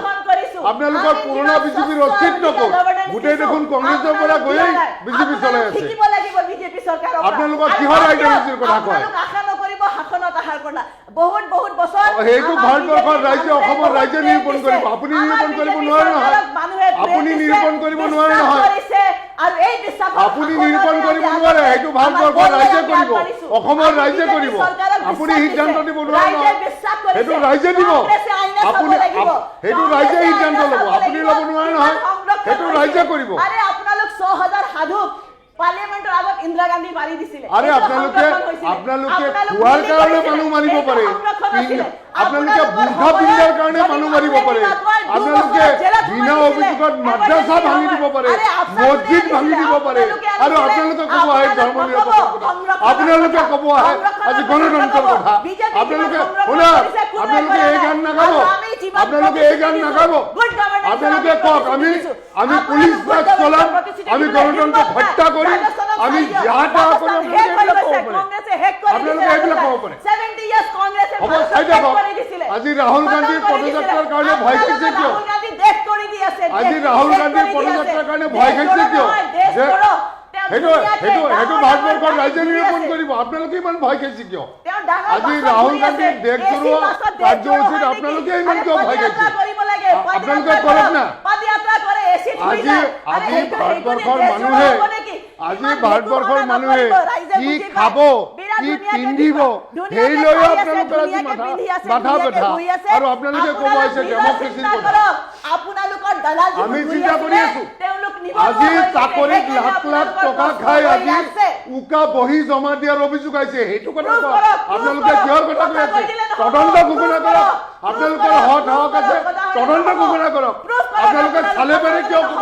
আজি অভিযোগ দিব যাওঁতে তেওঁ সাম্প্ৰদায়িক সংঘৰ্ষৰ আজি অভিযোগ আপুনি পৰায়ত্ত কৰিব আপোনালোকে চালে পাৰে নোকোৱাব আপোনালোকে বিষয়বস্তুৰ ওপৰত কথা কওক আজি শুনক বিষয়বস্তুৰ পৰা আঁতৰাব চেষ্টা নকৰিব চিঞৰিব আমিও জানো চিঞৰিলে যুক্তি দিয়া নুবুজাল এই কথা নক'ব আজি প্ৰমাণ কৰক তদন্ত দিয়ক বাইদেউ দাদা অকণমান ৰ'ব মানে ময়ে আপোনালোকে কি কৈছে আচলতে বুজি পোৱা নাই ৰাইজে চাগে আৰু বুজি পোৱা নাই ওপৰলৈকে কথাখিনি ক'লে বেছি ভাৰতবৰ্ষৰ মানুহে কি খাব কি পিন্ধিব সেইটোকে বিজেপিয়ে সহ্য নকৰে আজি তেওঁলোকে আজি ডেমক্ৰেচি ৰত্নাবাইদেউ এক মিনিট আব্দুৰ ৰহিম ডাঙৰীয়া আপুনি ইন্দিৰা গান্ধী ৰাজীৱ গান্ধীৰ আজি যি দেশৰ কাৰণে আপুনি দেশৰ কাৰণে আত্মবলি দিছে আৰু তাৰপিছত আপুনি ইন্দিৰা গান্ধী ৰাজীৱ গান্ধীৰ কথা ক'ব এক মিনিট লৈছো যিহেতু সকলোৱে কথা পাতি থাকোঁতে ইজনে সিজনৰ কথা শুনিছে ৰত্নাবাইদেৱে কথাখিনি কৈ থাকোঁতে মই ভাবোঁ মাজত মাত দিয়া হৈছে ৰত্নাবাইদেৱে কথাখিনি শেষ কৰি লওক আব্দুৰ ৰহিম ডাঙৰীয়া আমিনুল ইছলাম আপোনালোকৰ কথা কোৱাৰ সমানে সময় পাব ৰত্নাবাইদেউ আপুনি কথাখিনি সম্পূৰ্ণ কৰক চিঞৰ বাখৰ বেছি হ'লে ৰাইজৰ বুজাত অসুবিধা হয় নাই কথাটো হ'ল মই ক'ব বিচাৰিছোঁ যেতিয়া মই কৈ আছিলোঁ মই আগতে কৈছোঁ মই কাকো ডিষ্টাৰ্ব কৰা নাই আৰু মই কৈ থাকোঁতে তেওঁ যদি মোক ডিষ্টাৰ্ব কৰিব মই নিজৰ কথাটো থ'ব লাগিব নহয় ৰাইজে মোক চাই আছে আমাৰ বিজেপিৰ ফলোৱাৰ্ছ আৰু বিজেপিৰ আজি কথাটো তথ্যবিহীন কোৱা নাই মই তথ্য লৈ মই কৈছোঁ আজি যিটো কংগ্ৰেছে আমাক এলিগেশ্যনছ দি আছে যে আমি ডেমক্ৰেচি সংৰক্ষণ নকৰোঁ আমি মানুহবোৰক জেলত ভৰাই আছোঁ তেওঁলোকে পাষ্ট ৰেকৰ্ডখিনি খুলি চাব লাগিব যে কিমান দেশত তেওঁলোকে ইন্দিৰা গান্ধীৰ পৰা সময়ৰ পৰা আৰম্ভ কৰিম 6,000 সাধুবোৰে তেওঁলোকে পাৰ্লিয়ামেণ্টৰ আগত এজিটেশ্যন কৰিছিলে তাতে গুলিয়াই দিয়া হৈছিলে তাৰপিছত আপুনি গ্ৰেজুৱেলি আহি থাকক আৰু বহুত কথা কৈছে তাৰপিছত আপুনি এমাৰ্জেঞ্চিৰ কথা হওক সেইখিনি কৈ আমি ভাগৰিয়াই গৈছোঁ আৰু মানুহে জানে তথাপি আমি কৈ থাকিব লাগিব কাৰণ বেয়া বস্তু মানুহক জনাব লাগিব যে আজি কিমান বেয়া কাম কৰি কংগ্ৰেছে আজি এই অৱস্থাত আহিছে নহ'লে ৰাইজেতো ভালে পাইছিলে এই সময়ত কংগ্ৰেছত বিজেপি ক'ত আছিলে ৰাইজেতো কংগ্ৰেছক বহুত মৰম কৰিছিলে কিয় আঁতৰি গ'ল তেওঁলোকৰ এই মিছা কাণ্ড দেখি এই ফেক বাজি দেখি তেওঁলোকে আঁতৰি গৈছে আৰু কথাটো হ'ল এমাৰ্জেঞ্চি গ'ল আকৌ অসমত আহকচোন কিমান কাণ্ড হ'ল আজি অসমততো বিজেপি 6 ইয়াৰ্ছৰ পৰা আহিছে তাৰ আগতো আপোনালোক বহুত বছৰ শাসন কৰিলে আপোনালোক কি কৰিছিলে ইতিহাস গৱাহ আছে আপোনালোক কিমান মানুহক এই আসাম আন্দোলনত মাৰি পেলাইছিলে সেইখিনি জানেনে সেইখিনিতো মই ক'বলৈ দৰকাৰ নাই আপোনালোকক কিন্তু জানিব লাগিব যে বিজেপি আমি যেতিয়া কৈ আছো যে আমি সংৰক্ষণ দিছো আমি সংৰক্ষণ কৰিছো আৰু আমি সংবিধানৰ মৰ্যাদাত থাকি আমি কামখিনি কৰোঁ সেইখিনি আপুনি জানিব লাগিব যে আমি উইথ তথ্য কৈ আছো উইথ এভিডেন্সেছ কৈ আছো আজি আৰু এটা সৰু এক্সাম্পল দিব বিচাৰিছো ৰাহুল গান্ধীয়ে ভাৰত জোড়ো আন্দোলন কৈ আছে আমাৰ ডাঙৰীয়া কৈ আছে যে ৰাহুল গান্ধী ইন্দিৰা গান্ধী মই সকলোকে সন্মান দিওঁ কিন্তু ৰাহুল গান্ধীয়ে যে ভাৰত জোড়ো আন্দোলন কৰি আছে তাতে জৰ্জ পনিয়া বুলি এজন মানুহ ফাদাৰক লগ পাইছে তেওঁ তামিলনাডু সেই ফাদাৰ পনিয়াজনে একদম ৰিসেন্টলি এৰেষ্ট হৈছিলে তেওঁ বিৰাট এন্টি সোশ্যাল কমেন্টছবোৰ দিছিলে আৰু সেই কমেন্টছ কেনেকুৱা আছিলে তেওঁ কি কৈছিলে তেওঁ নিজৰ স্পীচ আছে আপোনালোক চাব পাৰে আৰু লাগিলে মই ভিডিঅ'খিনি দিব পাৰিম তাতে তেওঁ কৈছিলে যে তেওঁ খ্ৰীষ্টিয়ানছবোৰক ৰিকুৱেষ্ট কৰে যে চেণ্ডেল পিন্ধা তোমালোক নহলে ভাৰত মাতাৰ বেমাৰী তোমালোকৰ ভৰিত সোমাই যাব এই ভাৰত মাতাৰ কাৰণে তো খ্ৰীষ্টিয়ানছো মৰিছে এই ভাৰত মাতাৰ কাৰণে মুছলমানো মৰিছে আজি আমাৰ আজাদীৰ কাৰণে তেওঁ আজি ডাঙৰ কথা কৈ গ'ল যে ভূমা দেৱীৰ বেমাৰী সোমাই যাব মই ডিএমকেৰ কাৰণে বিৰাট হেপী আছো তেওঁলোকে চেণ্ডেল ডিষ্ট্ৰিবিউট কৰি আছে এইবোৰ কথা কোৱা মানুহ ৰাহুল গান্ধীয়ে তেওঁৰ ভাৰত জোড়ো যাত্ৰাত তেওঁ স্পেচিয়েলি লগ ধৰিছে আৰু তেওঁ মানুহজনে কি কৈছে আমি কোনো শক্তিক বিশ্বাস নকৰো আমাৰ দেৱী দুৰ্গা শক্তিৰ দুৰ্গা তেওঁ হেনেকে কৈছে আৰে ৰাহুল গান্ধী আপোনালোকৰ যেতিয়া সোমনাথত যায় জনেও পিন্ধি লয় কাপোৰৰ ওপৰত তেওঁ যেতিয়া বানাৰসত যায় তেতিয়া শিৱৰ আগত বহি যায় আৰু যেতিয়া ৱাইনাডত যায় তেওঁ ক্ৰছ পিন্ধি লয় আৰু এইখিনি ডাঙৰ কথা আজি সংবিধানৰ সংৰক্ষণৰ কথা কৈ আপোনালোক ফেকবাজি কৰি আছে নটংকি কৰি আছে না কথাটো হ'ল আপুনি জানিব লাগিব ডেভেলপমেন্টৰ কথা আহিছে আপুনি কৈছে যে আমাক এটু লাগে চাকৰি লাগে আৰে আপোনাক সৰু এক্সাম্পল দি আছো আমেঠি আপুনি গুগল খুলিব আমেঠিত লাষ্ট ইলেকশন যেতিয়া স্মৃতি ইৰাণীয়ে তেওঁক হাৰাই দিছিলে তাৰ আগৰ আমি এক্সাম্পল দি আছো সৰু এটা মই ফটো আনা নাই আজি সৰু এটা ঝুপৰিৰ পৰা এটা খেৰৰ ঘৰৰ পৰা ৰাহুল গান্ধী ওলাই আছে সেইখিনি আমেঠি আছিলে আৰু এতিয়া মই কিছুমান দিন আগত আমেঠি হৈ আহিছো ইমান ডেভেলপমেন্ট হৈছে আজি সেই ৰাস্তা বুকাৰ মাজতে ৰাহুল গান্ধী আৰু প্ৰিয়ংকা গান্ধী কেম্পেইনিং কৰিছিলে আপোনালোকক ভোট দিয়া মানুহক আপোনালোক দুখিয়া কৰি থৈছিলে আজি এই বিজেপি চৰকাৰ আহি তেওঁলোকৰ অস্তিত্ব বুজাই দিছে তেওঁলোকৰ অধিকাৰ বুজাই দিছে আৰু তেওঁলোকক আগবাঢ়িবলৈ হিম্মত দিছে আত্মনিৰ্ভৰ ভাৰত বনাই আছে মোদী ডাঙৰীয়া আৰু অসমত আমাৰ হিমন্ত বিশ্ব শৰ্মা ডাঙৰীয়া আজি আমি প্ৰতিশ্ৰুতি দিছো স্বচ্ছ নিকা আৰু কৰাপশ্যন ফ্ৰী পৰীক্ষা আজি আমাৰ অপজিশনৰ কিয় কষ্ট হৈছে তেওঁলোকৰ যিমান এজেন্ট আছিলে নহয় সব নিবনুৱা হৈ গ'ল জানে সেইকাৰণেতো কষ্ট হ'বই আৰু এই কষ্টৰ কাৰণে আমি দৰ্দটো বুজি পাইছো কোনবা কৈছিলে দাল মে কালা है आपने तो हमेशा दाल काला ही बनाया है भाई साहब तो आपको दाल काला क्यों नहीं दिखेगा आप दाल बनाइए काला बनाइए আব্দুর রহিম বলো আপুনি ক'ব লাগিব মোক ক'বলৈ দিছে মই কৈ আছো আজি কি খাব না আপুনি নহয় আব্দুর রহিম ডাঙৰীয়া আপুনি মই কৈ আছো 10 মিনিট মই কৈ আছো এইটো হয় ৰিয়েল ৰূপ এইটো হয় অপজিশনৰ ৰুৰাল ৰূপ মই দেখাই দিছো আজি মই কৈ থাকো যে আমিনুল ইছলাম ডাঙৰীয়া একচুৱেলি বাথৰুমলৈ গৈছে তেখেত আকৌ আহি আছে আমিনুল ইছলাম ডাঙৰীয়া বাথৰুমলৈ গৈছে তেওঁ পুনৰ আহি আছে আসলতে আব্দুৰ ৰহিম হসা লব পাৰা নাই এখানে গুছি গৈছে এৰি আৰে তেওঁলোকে ৰণ ক্ষেত্ৰ এৰি গুছি যায় ৰণ ক্ষেত্ৰত থাকিব লাগে বেটেল গ্ৰাউণ্ডত থাকি কাজিয়া কৰিব লাগিব যুক্তি হিচাপে ডিবেট কৰিব লাগিব আৰু তেতিয়া এৰি যাব লাগে তেওঁলোকে আজিকালি পাস ৰেকৰ্ড হৈছে ৰণ ক্ষেত্ৰ এৰি গুছি যায় আৰু মই একো ক'ব নালাগে মই এইটোৱে মোৰ ডিবেটখিনি ৰেষ্ট মাই পইণ্টছ আসলতে আমিনুল ইছলাম ডাঙৰীয়া ষ্টুডিঅ'ৰ পৰা উঠি গৈছিলে তেওঁ একচুৱেলি ৱাশৰুমলৈ গৈছিলে হয়তো আব্দুৰ ৰহিম আহমেদ ডাঙৰীয়াই ভাবিলে যে তেওঁ ষ্টুডিঅ'ৰ পৰা আঁতৰি গৈছে তেওঁ লগতে গুচি গ'লে আমিনুল ইছলাম ডাঙৰীয়া পুনৰ আমাৰ সৈতে সংযোগ স্থাপন হ'ব আচলতে বাইদেউ ৰত্না সিং বাইদেউ পুনৰ আপোনাৰ কাষলৈ আহিছোঁ এটা আমাৰ সাংবাদিকসকলৰ মনত এটা প্ৰশ্ন আহে যিটো আপোনাৰ ভিক্টৰ দাসৰ ঘটনা হ'ল এই ঘটনাটো সঁচা মিছা আদালতে বিচাৰ নিশ্চয় কৰিব তথাপি মানে আপুনি মই বিজেপি মানুহ হিচাপে আপোনাক সোধা নাই যদি বিষয়টোক অকণমান তদন্ত কাৰোবাৰ সৈতে যদি তদন্ত কৰালেহেঁতেন এতিয়া বহুত মানুহে ফেচবুকত লিখি আছে মোৰ লগতো এনেকুৱা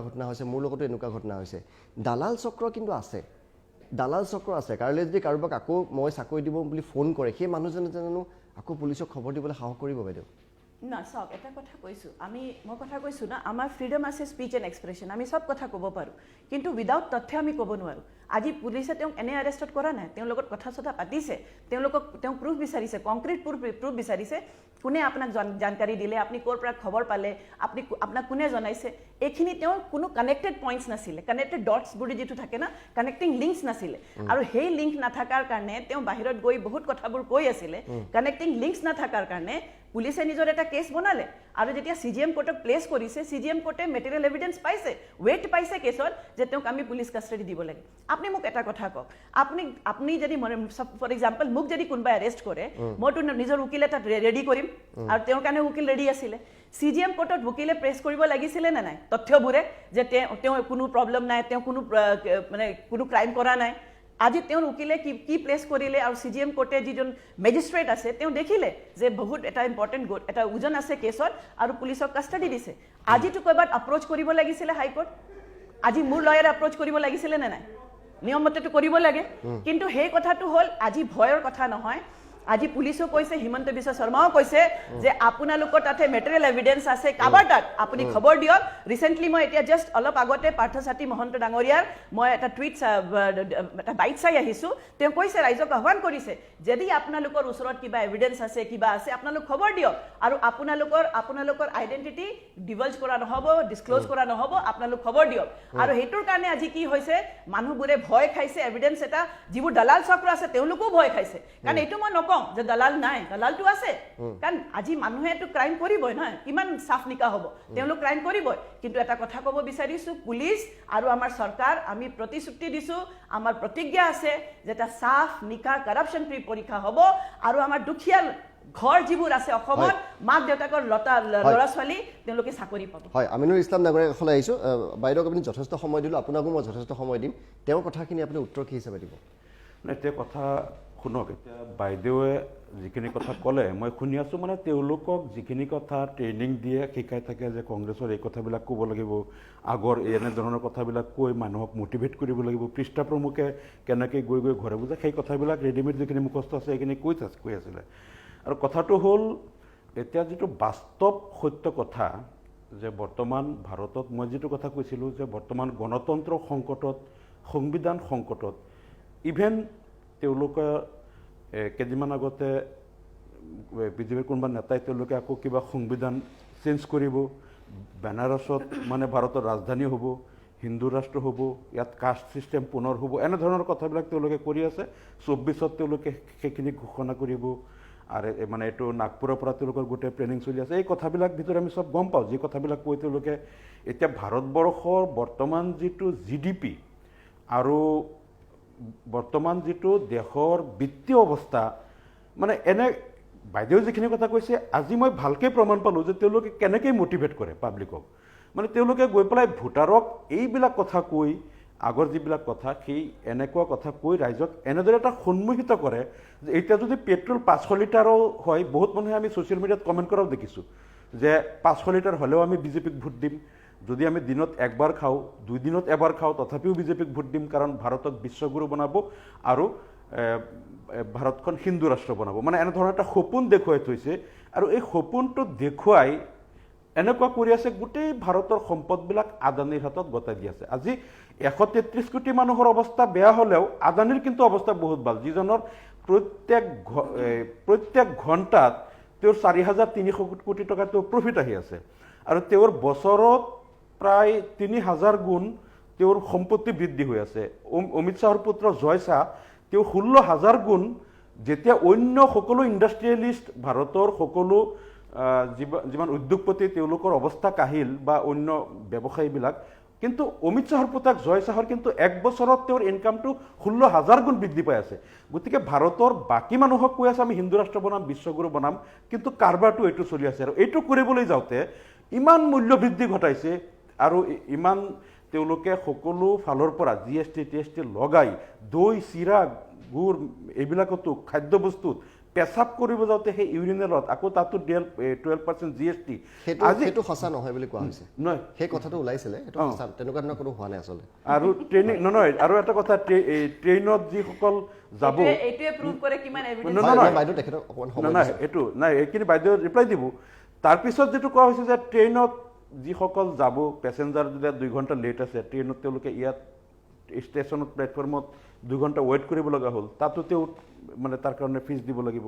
টেক্স দিব লাগিব। আজি গোটেই ভাৰতত চাওক, মানে মানুহক দেখুৱাই আছে আমি হিন্দু ৰাষ্ট্ৰ কৰিম, আমি বিশ্বগুৰু বনাম, আৰু উল্টা এনেকুৱা হৈ আছে সকলো প্ৰাইভেট ছেক্টৰৰ যিমান লাভজনক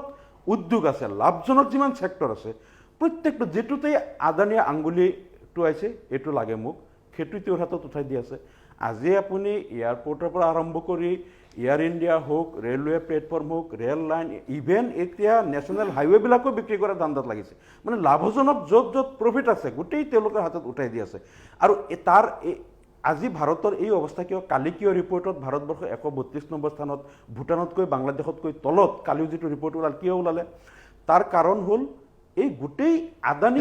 মানৱ সূচাংক ৰিপৰ্ট, মানৱ সূচাংকত যিটো আহিছে, গতিকে ভাৰতটো এই অৱস্থাত নাছিল। গতিকে আজি বিশ্বগুৰু বনাম বুলি কৈ এই অৱস্থাত কিয় ইমান অৱনমিত কিয় কৰা হ'ল? গতিকে এই গোটেই কথাটো, আৰু সেই মাধমাৰটো কাৰ ওপৰত উঠাই আছে? আজি পাব্লিকৰ ওপৰত। আজি মূল্যবৃদ্ধি ঘটাই হওক বা সব বস্তুত এনেকৈ টেক্স লগাই পেলাই GSTৰ আওতাত আনি মানুহৰ নিত্য প্ৰয়োজনীয় ব্যৱহাৰ্য বস্তুবিলাকত আনি পেলাই GSTৰ আওতাত আনি পেলাই এই গোটেই এই শোষণটো কিয় কৰিব লগা হৈ আছে? আদানী আম্বানীৰ স্বাৰ্থত। আজি ভাৰতবৰ্ষৰ পৰা চাওক, প্ৰায় 3.5 লাখ কোটি টকা তেওঁ কৰা হ'ল। মানে কেইজনমান 8জনমান কৰ্পৰেটৰ তেওঁলোকৰ বেংকৰ ধাৰ মাফ কৰি দিয়া হ'ল, 4,11,000 কোটি টকা মাফ কৰি দিয়া হ'ল। কিয়? তেওঁলোক দেউলীয়া, বিত্তীয়ভাৱে দেউলীয়া, তেওঁলোকে বেংকৰ ধাৰ পৰিশোধ কৰিব নোৱাৰে, গতিকে মাফ কৰি দিয়া হ'ল। তাতে আটাইতকৈ বেছি আদানীৰ। এতিয়া মোৰ প্ৰশ্নটো, যদি তেওঁলোক দেউলীয়া তেনেহ'লে প্ৰাইভেট ছেক্টৰত তেওঁলোকে বস্তুবিলাক কিনি আছে কেনেকৈ? আজি ভাৰতৰ সকলো প্ৰাইভেট ছেক্টৰৰ হাজাৰ হাজাৰ কোটি টকা তেওঁলোকে ক'ৰ পৰা পাই আছে? আকৌ এইগৰাকী আদানীক প্ৰায় ষ্টেট বেংকৰ পৰা 16,000 কোটি আৰু অন্যান্য বিভিন্ন বেংক মিলাই 55,000 কোটি টকা ধাৰ এই বছৰ আকৌ দিয়াব লগা হ'ল। যিজনে বেংকৰ ধাৰ আগতে লৈছে, ধাৰ তেওঁ পৰিশোধ কৰিব নোৱাৰে, আৰু তেওঁক দেউলীয়া বুলি আগত তেওঁৰ ঋণ মাফ কৰা হ'ল, আকৌ তেওঁ কিয় 55,000 কোটি টকা ধাৰ কিয় দিয়া হৈ আছে? ইয়াত কি গোপন বুজাবুজিটো আছে যে তোমালোকৰ ধাৰটো মাফ কৰি দিম আৰু আমি ৰাজকোষৰ পৰা ৰাইজৰ টকাৰে সেই ধাৰটো আমি পৰিশোধ কৰি দিম, ৰাইজৰ টকাৰে তোমালোকক মাফ কৰি দিম, আমাক 50-50 দিব লাগিব, বা কিবা এটা গোপন বুজাবুজি আছে। আকৌ তুমি ধাৰ লোৱা, আকৌ তোমাক যেতিয়া তুমি ক'বা যে আমিতো ধাৰ মাৰিব নোৱাৰোঁ, আকৌ মাফ কৰি দিম, ৰাইজৰ টকাৰ পৰা আমি সেই ধাৰ মাৰি দিম, কিন্তু আমাৰ লগত ইমান, সেই এটা গোপন বুজাবুজিটো তেওঁলোকৰ আছে কমিছনৰ অংক। এই গোটেই এই যে কাণ্ডবিলাক হৈ আছে, এইটো মাধমাৰ কাৰ ওপৰত পৰিছে? জনসাধাৰণৰ ওপৰত। আৰু সেই জনসাধাৰণে আজি সব GST, টেক্স, মূল্য বৃদ্ধি, সকলো ফালৰ পৰা পেট্ৰলৰ দাম বৃদ্ধি, সকলো ফালৰ পৰা ৰাইজে আজি এক্সেছ পইচা দি পেলাই সেই ধাৰ যে মাৰি আছে বেংকৰ, ৰাইজে আজি 133 কোটি জনতাই ভুগিব লগা হৈছে আদানী আৰু আম্বানীক ধনী কৰাৰ স্বাৰ্থত। গতিকে এই কাণ্ডবিলাক আজি ৰাইজে বুজি নোপোৱা নাই। গতিকে এইখন দেশ কোন অৱস্থাত গতি কৰি আছে, গণতন্ত্ৰ আজি কোন পথত গতি কৰি আছে? বিশ্বগুৰু মানে ধৰ্ষণকাৰী, হত্যাকাৰীক এই মিঠাই খুৱাই ফুলৰ মালা দিয়াটো বিশ্বগুৰুৰ আদৰ্শ নহয়। আজি গোটেই পৃথিৱীয়ে ভাৰতক লেই চেই কৰি আছে, যিটো ভাৰতৰ সভ্যতা সংস্কৃতি নেকি, য'ত ধৰ্ষণকাৰীৰ কাৰণে দেশৰ ৰাষ্ট্ৰীয় পতাকা গাত মেৰিয়াই লৈ সম্বোধন কৰে। গতিকে এই কথাটো মানে কি? আজি মূল্যবোধত সভ্যতা সংস্কৃতি, দেশৰ গণতন্ত্ৰ এনেকুৱা পৰ্যদস্ত কৰিলে, গতিকে এই লেকচাৰবিলাক মাৰিলে। ৰত্না বাইদেউ, আমাৰ যিহেতু সময় কম, শেষত কওঁ যে এই 26,000 যি নিযুক্তি হৈছে, আপোনালোকে বুকুত হাত দি ক'ব পাৰিবনে যে একদম স্বচ্ছ আৰু নিকা হ'ব? মই বুকুত হাত দি ক'ব পাৰোঁ যে স্বচ্ছ আৰু নিকা এইটো পৰীক্ষা হৈছে। আমাৰ প্ৰতিশ্ৰুতি আছিলে, বিজেপি চৰকাৰৰ প্ৰতিশ্ৰুতি আছিলে, আৰু আমাৰ মাননীয় মুখ্যমন্ত্ৰী ডক্টৰ হিমন্ত বিশ্ব শৰ্মাৰ প্ৰতিশ্ৰুতি আছিলে। স্বচ্ছ, নিকা আৰু চাফ পৰীক্ষা হৈছে। 8 লাখ আমাৰ ল'ৰা ছোৱালী পৰীক্ষা দিছে। তেওঁলোকৰ মৰ্যাদা, তেওঁলোকৰ ইজ্জত কৰি মই ক'ব পাৰোঁ। আৰু এটা মই জাষ্ট সৰু এক্সাম্পল দিব বিচাৰোঁ। বহুত কথা ক'লে মানে হাঁহিব লাগে, মই জাষ্ট এটা সৰু মানে কথা বিচাৰিছোঁ। মানে মোৰ ডাউট এটা আহে, কোনোদিনে 70 বছৰত কংগ্ৰেছে কি অৱস্থা কৰি গ'ল ভাৰতৰ, ARDF কেতিয়াও তেওঁলোকৰ কাৰণে মাত নামাতে। আচৰিত কথা। মানে মোৰ কেতিয়াবা ভাবোঁ কিয় এইটো কংগ্ৰেছেতো 70 বছৰে আমি দেখিছোঁ বহুত কিবা কিবি কৰি গৈছে, দেশক ধ্বংস কৰি গৈছে, তেওঁলোকে কোনোদিনে এটা শব্দ কংগ্ৰেছৰ বিৰুদ্ধে মাত নামাতে। বিজেপি চৰকাৰে ইমান কষ্ট কৰি কামখিনি কৰি আছে, ডেফিনেটলি তেওঁলোকেতো ভাল এটা এপ্ৰিচিয়েশ্যন দিব লাগে। বাদ দিয়ক, নিদিলে একো নাই, আমি কামখিনি কৰি থাকিম, আমাৰ এটা ইণ্টেনশ্যনছ ভাল আছে। মই এটা সৰু এক্সাম্পল আনিব বিচাৰিছোঁ। 11 ছেপ্টেম্বৰ আমাৰ দৈনিক অসম আছাম ট্ৰিবিউনৰ পৰা বিৰাট ভাল এটা পজিটিভ নিউজৰ পৰা মই এণ্ড কৰিব বিচাৰিছোঁ। 15 দেশলৈ 1500 কোটিৰ কৃষি সামগ্ৰী অসমৰ পৰা আমি পঠাইছোঁ এবছৰত France Japan Iraq Iran Germany Russia আমি বিক্ৰী কৰি আমাৰ কৃষকসকলে বিক্ৰী কৰি অভিলেখ এটো বনাইছে ডাঙৰ কথা যে 15 দেশলৈ 1500 কোটিৰ কৃষি সামগ্ৰী পঠাই আছে আজি অপজিশনে চিঞৰি থাকক যি কৰি থাকক ভাৰতে যিমান কাম কৰিব লাগে য'ত আগবাঢ়িব লাগে তাতে বাঢ়ি আছে আৰু এইটো দৈনিক অসম আসাম ট্ৰিবিউনৰ 11 ছেপ্টেম্বৰৰ মই আপোনালোক চাব পাৰে এই নিউজখিনি মই পজিটিভ নিউজ আনিব বিচাৰিছোঁ ভাৰতৰ ৰাইজ অসমৰ ৰাইজ এইবোৰ লগত কানেক্ট কৰে এই নিউজৰ লগত কানেক্ট কৰে আপোনালোক যিমান ফেক বাজি কক যিমান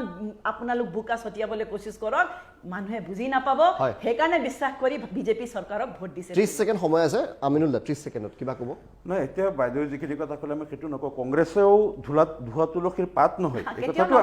নহয় আমি কওঁ কিন্তু আজি চাওক কংগ্ৰেছৰ দিনত সাম্প্ৰদায়িক সংঘাতবিলাক হওঁতে যেতিয়া এই সংঘ পৰিবাৰৰ লোকে এনেকে মিৰটত বহুত ঠাইত এনেকুৱা হৈছিল তেওঁলোকে সাম্প্ৰদায়িক সংঘাত কৰি বহুত মাইনৰিটি মানুহ তেতিয়া যদি কংগ্ৰেছে একশ্যন ল'লেহেঁতেন আৰু তেনেহ'লে বিজেপি কোনোদিন ৰাইজ নকৰিলেহেঁতেন বিজেপি ৰাইজ কৰাত কংগ্ৰেছৰ আটাইতকৈ ভূমিকা বেছি আছে আৰু এই কথাটো বিজেপি ৰাইজ কৰা বাবৰি মছজিদ ধ্বংস কৰিব নিদিলেহেঁতেন যদি নৰসিংহ ৰাৱে বাবৰি মছজিদ ধ্বংস কৰিব নিদিলেহেঁতেন বিজেপিয়ে কেতিয়াও 10জন এমপি নাপালেহেঁতেন এইটো গোটেই ভাৰতত যিটো এনভাইৰনমেণ্ট ভাল লাগিছে যে আজি গোটেই ডিবেটত আজি এতিয়া গৈ মেলি আপুনি কৈছে দাদা ভাল লাগিছে আমাৰ সময় একেবাৰে কংগ্ৰেছে বিজেপিক আনিছে হয় আৰু আমাৰ মাজৰ পৰা আজি আব্দুৰ ৰহিম আহমেদ ডাঙৰীয়া কংগ্ৰেছৰ আধাতে উঠি গ'ল আচলতে আমিনুল ইছলাম ডাঙৰীয়া ষ্টুডিঅ'ৰ পৰা উঠি যোৱা নাছিলে তেওঁ ৱাশ্বৰুমলৈ গৈছিলে হয়তো আব্দুৰ ৰহিম আহমেদ ডাঙৰীয়া কিছু ভুল বুজিলে আজি কি নহওক বাইদেউ ডিবেটটো শেষ হৈছে আজি অনুষ্ঠানৰ পৰা বিদায় লৈছোঁ সকলোকে ধন্যবাদ জ্ঞাপন কৰিছোঁ পুনৰ আন এটি খণ্ডৰ সৈতে টাইম এইট চৰ্চাত পুনৰ লগ পাম